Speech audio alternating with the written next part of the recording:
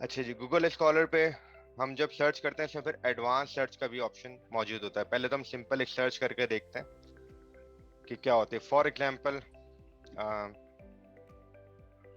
हमें सर्च करना है, लेट्स सपोज कि हमने बात की कोविड एंड हाइपरटेंशन। तो जब मैंने कोविड और हाइपरटेंशन देखा डाला तो यहाँ देखें कितने रिजल्ट्स आ गए। 10,90,000 रिजल्ट्स यहाँ पर आ गए। तो इन दो टर्मिनोलॉजीज को लेके इतने सारे रिजल्ट्स मौजूद हैं। अब मैं इसको मजीद चाह रहा हूँ कि मैं इसको फिल्टर करूँ ईयर वाइज।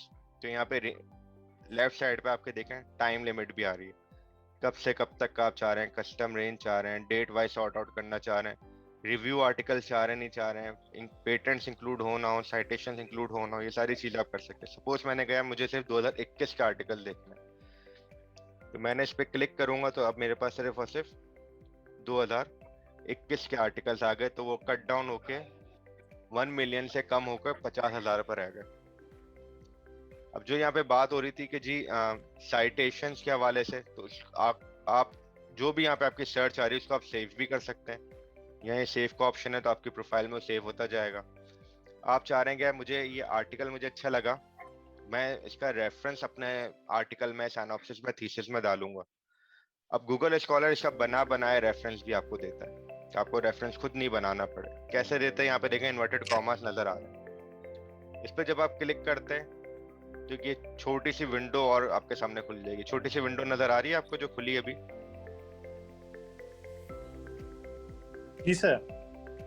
तो इसमें यहाँ पे डिफरेंट फॉर्मेट्स हैं, एमएलए स्टाइल में, एपीए स्टाइल में, शिकागो स्टाइल में, हार्वर्ड में, वैंकूवर में, तमाम स्टाइल्स में आपको रेफरेंसेस यहाँ पर इसने दिए हुए हैं। उसके अलावा वो नीचे 4 ऑप्शंस और दे रहा है, ये सॉफ्टवेयर के ऑप्शंस हैं। अगर आप रेफरेंस राइटिंग का कोई सॉफ्टवेयर यूज कर रहे हैं तो यहाँ पर आप क्लिक करेंगे तो वो उस सॉफ्टवेयर की आपके पास इस पर्टिकुलर रेफरेंस की फाइल बन जाएगी।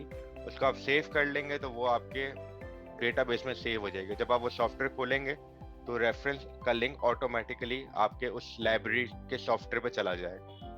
तो अगर आप चाहते हैं कि यार मैं एक सॉफ्टवेयर पे काम कर रहा हूँ, सारे मैं रेफरेंसेस को वहाँ सॉफ्टवेयर की लाइब्रेरी में जमा करूँ, मैं एक मैंने लाइब्रेरी बना ली कोविड के नाम से, मुझे कोविड पर आर्टिकल या थीसिस लिखना है, तो यहाँ मैं उस पर फिर क्लिक करूंगा तो इसकी एक रेफरेंस की एक फाइल सेव होके मेरे सॉफ्टवेयर में ऑटोमेटिकली चलेगी। बट जरूरी है कि वो सॉफ्टवेयर आपके पास हो तभी, वरना फाइल तो डाउनलोड हो जाएगी लेकिन वो ओपन नहीं होगी अगर आपके पास सॉफ्टवेयर नहीं है तो ये डिफरेंट स्टाइल्स हैं। Usually in health care, medical sciences में हम वैनकूवर स्टाइल को ज्यादा यूज करते हैं। This is a Vancouver style. ठीक है, उसके अलावा जो सेकंड मोस्ट कॉमन यूज होता है वो MLA and APA style use होता है। ज्यादातर जर्नल्स हमारे यहाँ वैनकूवर को प्रिफेयर करते हैं तो वहां पे वो होता है। और जैसा कि मैंने हमने लास्ट टाइम भी बात की थी, रेफरेंसेस बहुत ज़रूरी होते हैं क्योंकि एक तो ये एक्नॉलेज करने का तरीका होता है दूसरे बंदे को जो उसने काम किया है। सेकेंडली अब ये बताते हैं कि जी आप जिस चीज़ को मेंशन कर रहे हैं, जिस क्लेम को, जिस फैक्ट्स को, उसका एविडेंस भी साथ में प्रोवाइड कर रहे हैं कि भाई ये उसका रेफरेंस है, किसी को जाके चेक करना हो तो वो चेक कर सकता है, किसी को जाके और डिटेल में पढ़ना हो तो इस रेफरेंस को देख के वो मजीद डिटेल में भी उसको स्टडी कर सकता है। तो ये रेफरेंसेस के बहुत सारे फायदे होते हैं। तो रेफरेंसेस देना बहुत ज़रूरी होता है। जो भी आप बात कहें, जहाँ से भी आप बात उठाएं, वहाँ पर उस चीज़ का रेफरेंस देना बहुत ज़रूरी होता है। वैनकूवर में जो हम बात करते हैं इसमें अगर आप देखें तो सबसे पहले इसमें ऑथर्स के नाम आ जाते हैं। जितने भी आपके ऑथर्स होते हैं जिन्होंने उस पर्टिकुलर आर्टिकल में जो क्या पढ़ रहे हैं उसका आपको रेफरेंस देना, तो सबसे पहले उस आर्टिकल के ऑथर्स के नाम मेंशन होते हैं। उसके बाद जो अगली चीज मेंशन होती है वो टाइटल ऑफ द स्टडी होता है। जो स्टडी को आप देख रहे हैं उसका टाइटल क्या है। तीसरी चीज जो इसमें होती है वो टाइटल के बाद जर्नल का नाम होता है, किस जर्नल में ये आर्टिकल पब्लिश हुआ है। उसके बाद फिर किस ईयर में पब्लिश हुआ है। Then the volume number, issue number और पेज नंबर। तो अगर इसी पर्टिकुलर रेफरेंस की अगर हम बात करें तो शुरू में आपको नाम नजर आ रहे हैं ऑथर्स के, अप टू 6 ऑथर्स तक के नाम जो हम मेंशन करते हैं। 6 से ज्यादा हो तो फिर हम एट ऑल लगा देते हैं, ETAL, at all. At all का मतलब है वगैरह वगैरह और भी है। उसके बाद नाम आ गया स्टडी का, hypertension delays via clearance exhibit airways hyper inflammation in patient with कोविड-19। उसके बाद जर्नल का नाम आ गया नेचर बायोटेक्नोलॉजी, किस ईयर में पब्लिश हुआ है 2021, किस वॉल्यूम में 39, किस इशू में इशू नंबर 6 था, and then page number. Volume basically हर साल का एक वॉल्यूम होता है, तो अगर किसी जर्नल का वॉल्यूम 39 चल रहा है तो मोस्ट प्रॉब्ली उसको 39 ईयर्स हो गए पब्लिश करते हुए। और फिर एक साल में वो कितने इश्यूज निकालता है, मंथली इश्यूज निकालता है, बाय मंथली है, बाय एनुअली है, क्वार्टरली है, तो वो उसके ऊपर डिपेंड करेगा। तो वो फिर इशू नंबर होगा कि जी पहला इशू है, दूसरा है, तीसरा है, चौथा है। तो मैक्सिमम एक जो मंथली निकालते होंगे तो उसके जो है एक साल में 12 इश्यूज निकलते होंगे। तो this is about the references कि आप रेफरेंसेस किस तरह से उठा सकते हैं। तो इसमें किसी भी चीज को लेके, जैसे हमने कहा जी कोविड इन चिल्ड्रन करके हमने सर्च किया, लेट्स सी हमारे पास क्या सर्च आता है।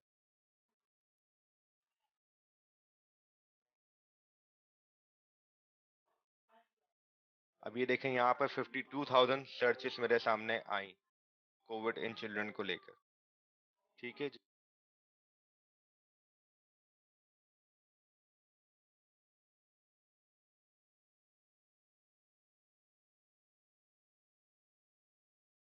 अब सम टाइम्स ये होता है कि जी किसी भी चीज को सर्च करने के लिए हमारे पास मल्टीपल टर्मिनोलॉजीज, मल्टीपल कीवर्ड्स हम यूज करते हैं। सर्च करने के लिए सर्च में कौन से वर्ड्स डाले जाएं, वी एडवाइस कि जो आपका रिसर्च ऑब्जेक्टिव है, जो भी आपने टॉपिक सोचा है, जो भी आपका ऑब्जेक्टिव है, उस ऑब्जेक्टिव में जो आपकी कीवर्ड्स हैं उनको आपने डालना है, या जो आपके वेरिएबल्स हैं, की वेरिएबल्स हैं, उनको आप डालें। ऐसे मैं ये देखना चाह रहा हूँ कि जी बच्चों में कोविड कितना आम है, तो यहाँ पे कीवर्ड्स दो मुझे नजर आ रहे हैं, एक चिल्ड्रन और एक कोविड। तो ये दो कीवर्ड्स मैंने डाले तो मेरे सामने 50,000 सर्चेस आ गए। तो जो भी आपके टाइटल में, आपके टॉपिक में, आपके रिसर्च ऑब्जेक्टिव में जो कीवर्ड्स होंगे उनको आप सर्च इंजन पे डालते हैं और फिर सर्च निकाल के देखते हैं। अब हो सकता है समटाइम्स आपको रेलेवेंट चीज मिलेगी, समटाइम रेलेवेंट चीज नहीं मिलती। It takes time to learn कि जी सर्च कैसे करना है। Then you can use different keywords के आप उनके सिनोनिम्स यूज कर सकते हैं। ऐसे चिल्ड्रन का सिनोनिम और क्या हो सकता है?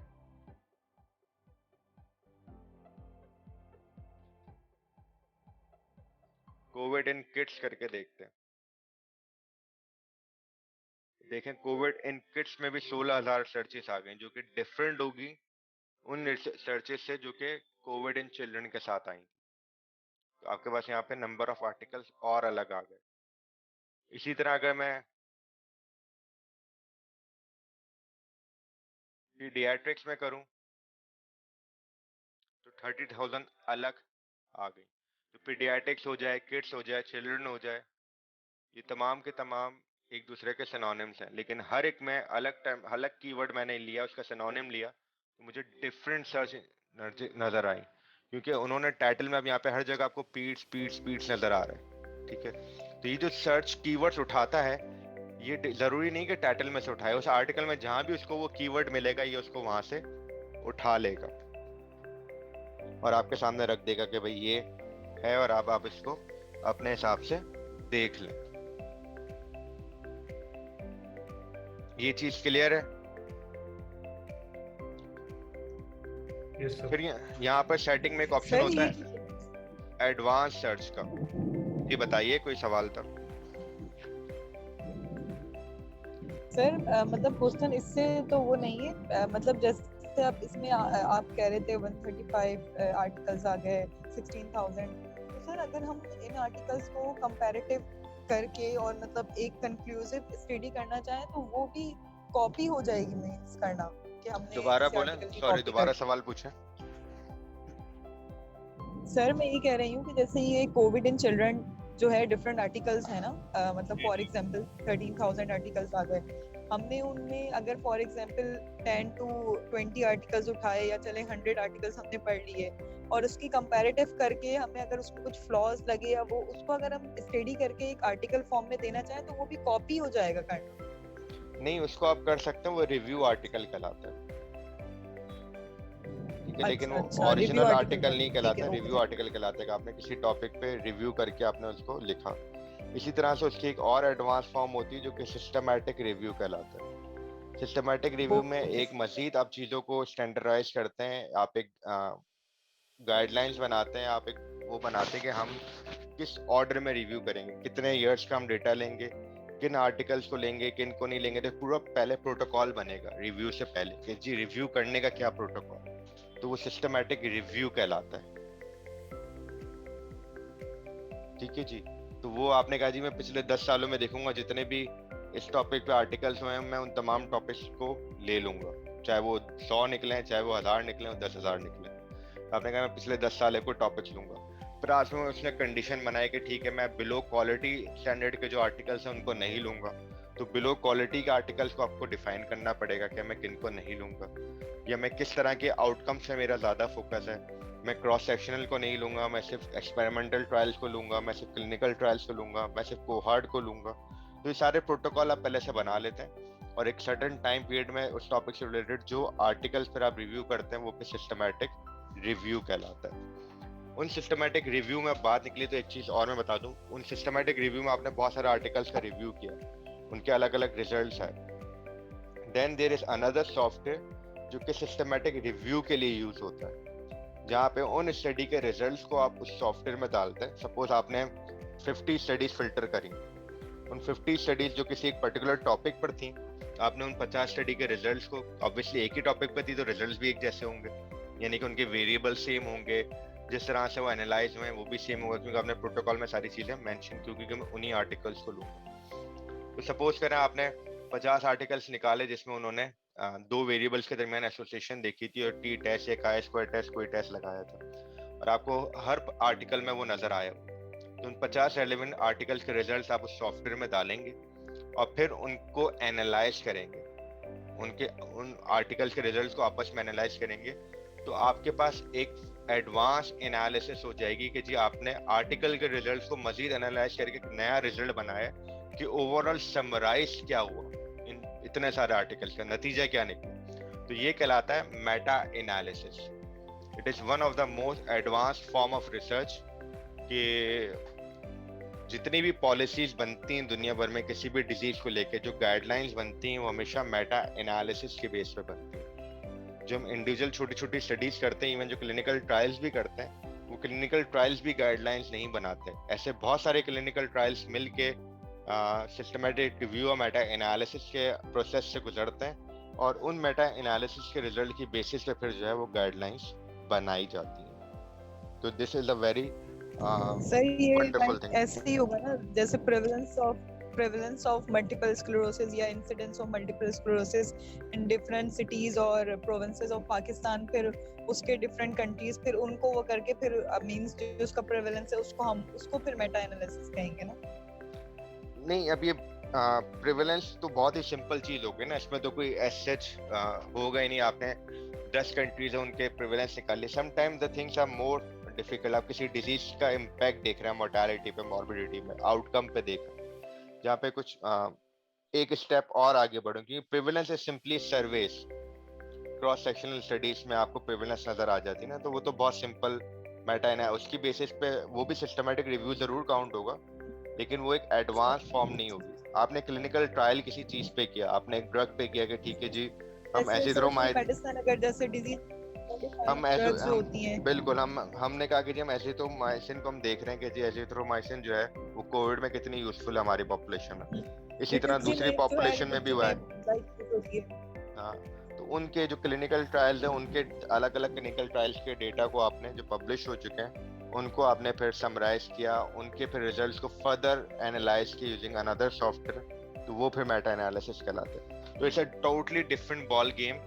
अभी हम उसमें नहीं जा रहे, सिर्फ आपकी नॉलेज में लाना चाह रहा था कि आपने जिक्र किया कि मेटा एनालिसिस होता क्या है, इट्स समथिंग टोटली डिफरेंट। जी, गूगल स्कॉलर पे भी एक एडवांस सर्च का बटन होता है, और जब आप इस पे जाते हैं तो यहाँ देखें डिफरेंट ऑप्शंस आपको दे रहा है कि जो हमने कोविड इन पेशेंट्स देखे हैं, तो क्या वो जो आर्टिकल ढूंढे वो ये वर्ड्स आर्टिकल में कहीं भी आ जाएं, किसी भी आगे पीछे किसी भी तरह से आ जाए, कोविड अलग लिखा हुआ है, पीठ से अलग लिखा हुआ है, उन तमाम को निकाल ले, या आप चाह रहे हैं कि जी ये उनको निकाले जो कि एग्जैक्ट फ्रेज इसी फॉर्मेट में लिखा हो, कोविड इन पीडियाट्रिक्स, उन आर्टिकल्स को निकाले। तो एग्जैक्ट फ्रेज में, या आप चाह रहे हैं कि जी बेशक सारे वर्ड्स ना सेंटेंस में कोई एक वर्ड भी अगर आर्टिकल में आ रहा है तो वो आर्टिकल ही मुझे दिखा दे निकाल के, तो आप जो भी चाहेंगे यहाँ पर आप उसको लिख सकते हैं, वो उसी तरह से आपको निकाल के दिखा देगा। अब जैसे फॉर एग्जांपल यहाँ मैंने कहा कि जी कोविड इन पीडियाट्रिक्स, अब मैं एग्जैक्ट फ्रेज पे चला जाता हूँ, ठीक है। अभी तो मैंने कहा था पूरा आर्टिकल में जहाँ भी मौजूद हो निकाल दो। अब जब मैं एग्जैक्ट फ्रेज पे जाता हूँ तो लेट्स सी कि हमारी नंबर ऑफ सर्च हिट्स जो है वो कम होती हैं, ज्यादा होती है। अब ये देखें, एग्जैक्ट फ्रेज में आके सिर्फ 2 रिजल्ट्स आए। कहाँ 30,000 थे, क्योंकि वो आर्टिकल में कहीं भी कोविड, कहीं भी पीठ से नाम हो रहा था, उस आर्टिकल को उठा के आपके सामने ले आया था। और जब मैंने उसे कहा कि नहीं यार इसी उसमें आना चाहिए, तो ये देखें 2, Covid in paediatrics, Covid in paediatrics. उसको पूरे गूगल पे 2 ही ऐसे आर्टिकल मिले जिसमें ये phrase as it is use हुआ है, इसलिए ये इन्वर्टेड कॉमा में आ गई। तो अगर आप कोई चीज चाह रहे हैं कि उसी पर्टिकुलरली उसी ऑर्डर में वो सेंटेंस वो फ्रेज यूज हो, तो उसको इन्वर्टेड कॉमा में आप लिख देते, तो उसी तरह से फिर वो उसको सर्च करके दिखा देगा। देन अगर आप चाह रहे हैं कि यार मैं किसी ऑथर के नाम से सर्च करूं, तो यहाँ ऑथर का नाम लिख दें।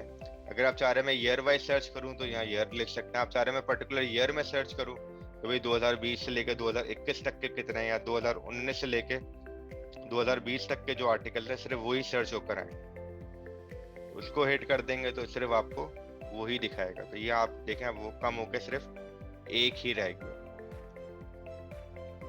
यदि आप multiple options how you search it, तो आपने अलग अलग कीवर्ड्स यूज करना है, जो भी आपका टॉपिक हो उससे रिलेटेड जो सिनोनिम्स हो सकते हैं उनको आपने डालना है।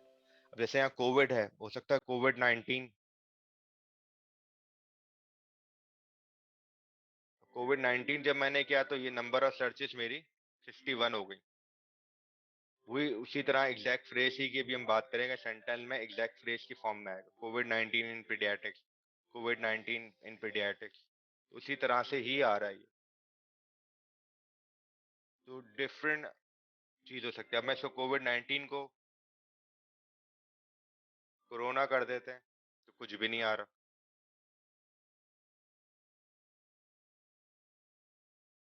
कोरोना वायरस कर दे सर। तो ये मैं कह रहा हूँ, तो डिफरेंट आपको सिनोनिम्स आपने ट्राई करने होंगे। हम समटाइम्स कहते हैं यार हमने सर्च किया कोई भी नहीं मिला, इस टॉपिक पे लगता है काम ही नहीं हुआ वो। तो बेसिकली ऐसा नहीं होता कि आपको ऐसे टॉपिक ढूंढ लें, सोच लें जो जो आज तक दुनिया में किसी ने ना सोचा हो। This is something very rare. तो यूजुअली हमें सर्च करना नहीं आ रहा होता, जिसकी वजह से हमें ये लगता है कि इस टॉपिक पे कोई काम नहीं। The moment we take some time, we do it on and off, different keywords use करें, सिनोनिम्स यूज करें, तो हमें कहीं ना कहीं कुछ ना कुछ उस चीज पे काम मिल जाता है जो कि हमने सोचा हुआ होता है। तो एक्सट्रीमली रेयर, 0.0001% चांस होगा कि आप जो टॉपिक सोच रहे हो उस पर पहले कोई काम ना किया हुआ हो। अच्छा जी, नेक्स्ट चीज होती है PubMed.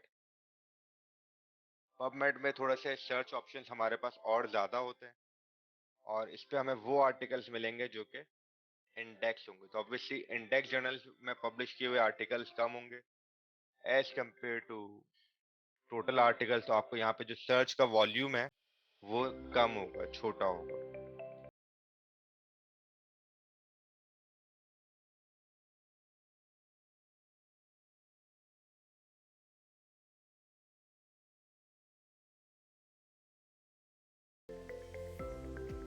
Sir index journal means के उसके सर्टेन स्टैंडर्ड होते हैं जिसकी बेस पे इंडेक्स के नॉन इंडेक्स जर्नल बिल्कुल। जो पबमेड है जैसे वो अपनी लाइब्रेरी में उन्हीं जर्नल्स को अलाउ करता है जो उसके स्टैंडर्ड्स के क्राइटेरिया को मीट करता है। हर जर्नल को वो अलाउ नहीं करता। तो वो पहले क्वालिटी ऑफ द जर्नल देखता है। जब वो एक दफ़ा जर्नल उसके बेंचमार्क को अचीव कर लेता है तो फिर वो उसको अपनी लाइब्रेरी में, अपने डेटाबेस में एक्सेस दे देता है कि ठीक है भाई, अब इस जर्नल में जो भी आर्टिकल पब्लिश होगा वो मेरे डेटाबेस पे भी नजर आएगा। तो जर्नल्स कोशिश करते हैं, क्योंकि अब वो पबमेड ने अपना इतना नाम बना ले, तो जर्नल कोशिश करते हैं कि यार हमारा जो है किसी तरह से नाम इनके डेटाबेस में आ जाए। इस तरह से और बहुत सारे डेटाबेस हैं जो कि और भी चल रहे हैं, लेकिन जो स्टिल स्ट्रगलिंग फेज में है, अभी वो उतने ऊपर तक नहीं है। तो ये काफ़ी बेहतर हो चुका है, तो इसलिए यहाँ पे काफ़ी ज़्यादा इस चीज़ को अप्रिशिएट किया जाता है। तो लोग कोशिश करते हैं जर्नल से यार हमारा किसी तरह से इसमें आ जाए, लेकिन नाम अपना जर्नल का इसमें डालने के लिए आपको इनके बेंचमार्क को मीट करना पड़ता है कि आपकी क्वालिटी ऑफ आर्टिकल जो आपके जर्नल में छपी हो वो एक स्टैंडर्ड की हो। तो ये उनको रिव्यूज करते हैं आपके आर्टिकल्स को, उनकी क्वालिटी को देखते हैं और फिर किसी भी जर्नल को अलाउ करते हैं अपने लाइब्रेरी में, अपने डेटाबेस के लिए। सर पाकिस्तान के कौन से पबमेट में है जैसे उन्होंने किए में? पाकिस्तान के जो हैं एक CPSP का है जो कि इंडेक्स है, जर्नल ऑफ CPSP। इसके अलावा JPMA का है, journal of Pakistan medical association. और एक है पाकिस्तान मेडिकल साइंसेस का जो जर्नल है, Pakistan journal of medical sciences, PGMS। हाँ ये 3 है। और चौथा मेरे ख्याल में चौथा मुझे याद नहीं आ रहा, आई एम नॉट श्योर कि चौथा कौन सा है। ओके एक और भी है। तो 4 हैं जो कि इंडेक्स हैं अभी तक, लेकिन इन सब की भी रेटिंग जो है अभी करंटली काफी नीचे आई हुई है। जो जर्नल्स की रेटिंग जो HEC बनाता है वो 4 कैटेगरीज बनाता है, W, X, Y and Z। W is the highest category, then X, then Y and then Z category। तो इस वक्त इवन जो हमारे इंडेक्स जर्नल भी हैं जो पहले 2-3 साल पहले तक W कैटेगरी में थे, इस वक्त ये तमाम तीनों जर्नल X और Y में आ चुके हैं। अब W में पाकिस्तान का कोई भी जर्नल नहीं है मेडिकल साइंसेस का, HEC के W कैटेगरी में। तो W is the highest category over here in Pakistan।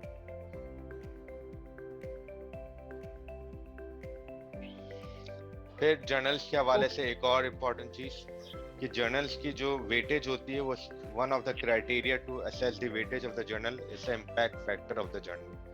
तो जर्नल का इम्पैक्ट फैक्टर कितना है? इम्पैक्ट फैक्टर हम कहते हैं तो एटलीस्ट उस जर्नल को कम से कम 2 साल हो चुके हों शुरू हुए हुए, इससे पहले इम्पैक्ट फैक्टर कैलकुलेट नहीं होता, क्योंकि इम्पैक्ट फैक्टर 2 साल में कैलकुलेट होता है। और इसका सिंपल सा तरीका ये होता है कि वो देखा जाता है कि भाई किसी भी जर्नल्स में कितने आर्टिकल्स पब्लिश हुए हैं और वो आर्टिकल्स दूसरे किसी आर्टिकल्स में कितनी बार साइट हुए हैं, यानी कि दूसरे लोगों ने उन आर्टिकल्स को कितनी दफ़ा अपनी रिसर्चेस में अपने आर्टिकल में साइट किया है, एज अ रेफरेंस यूज किया। तो अगर आप किसी और आर्टिकल को अपने आर्टिकल में लिखते हैं, रेफरेंस डालते हैं, तो उसको हम कहते हैं साइट करना। तो किसी भी जर्नल के आर्टिकल की कितनी ज़्यादा साइटेशंस होती हैं वो उसके इम्पैक्ट फैक्टर को बढ़ाती हैं। तो अच्छे जर्नल्स वो होते हैं जो ज़्यादा पढ़े जाते हैं, जो ज़्यादा पढ़ा जाएगा, ज़्यादा अच्छे क्वालिटी के आर्टिकल्स होंगे तो लोग उसको ज़्यादा अपने उसमें लिखेंगे, तो उस जर्नल का इम्पैक्ट फैक्टर उतना बढ़ता चला जाएगा। तो इम्पैक्ट फैक्टर स्टार्ट फ्रॉम 0, 0.25, 5, 0.6, तो 1, फिर 2, फिर 5, फिर 10, इस तरह से होता है। पाकिस्तान के जितने भी जर्नल्स हैं जो जिनके इम्पैक्ट फैक्टर भी हैं मेडिकल साइंसेस की अगर हम बात करते हैं तो मैक्सिमम इम्पैक्ट फैक्टर मेरे ख्याल में करंटली भी 1.5 से ज़्यादा किसी का नहीं है। और अगर आप ये अच्छे जर्नल्स की बात करते हैं जो कि बहुत अच्छे जर्नल्स हैं जैसे नेचर हो गया, इस किस्म के जर्नल्स हो गए, तो इनका जो इम्पैक्ट फैक्टर है ये 40s 50s में चला जाता है।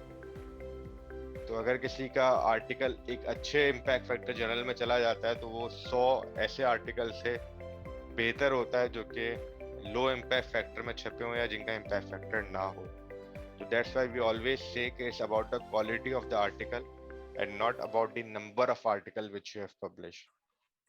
आप कितना अच्छा काम कर रहे हैं वो मैटर करता है, कितना ज्यादा कर रहे हैं वो मैटर नहीं करता। अच्छा जी, हम बात कर रहे थे पबमेड की। हमने पबमेड पे सपोज ये सर्च किया कोविड-19 चिल्ड्रन करके सर्च कर 20,000 मेरे पास सर्चेस आ गई। ठीक है जी, अब इसमें भी मजीद देखें, मैं नीचे करता हूँ तो लेफ्ट साइड पे मजीद ऑप्शंस आ रहे हैं। अगर मुझे सिर्फ एब्स्ट्रैक्ट चाहिए तो मैं एब्स्ट्रैक्ट पे क्लिक कर दूँ। मैं फुल टेक्स्ट लिखना चाह रहा हूँ तो फुल टेक्स्ट वाले आ जाएंगे। मैं चाह रहा हूँ यार वो आए जो फ्री हो, मुझे सारे नहीं चाहिए, मुझे फ्री वाले चाहिए, तो मैंने फ्री वाले पे क्लिक कर दिया। तो 20,000 में से 16,000 आर्टिकल्स अब ऐसे हैं जिन पे मैं क्लिक करूंगा तो इनके जो है फुल आर्टिकल फ्रीली अवेलेबल होगा, मुझे कोई पैसे नहीं देने पड़ेंगे उसको लेने के लिए। तो दीज आर फ्रीली अवेलेबल।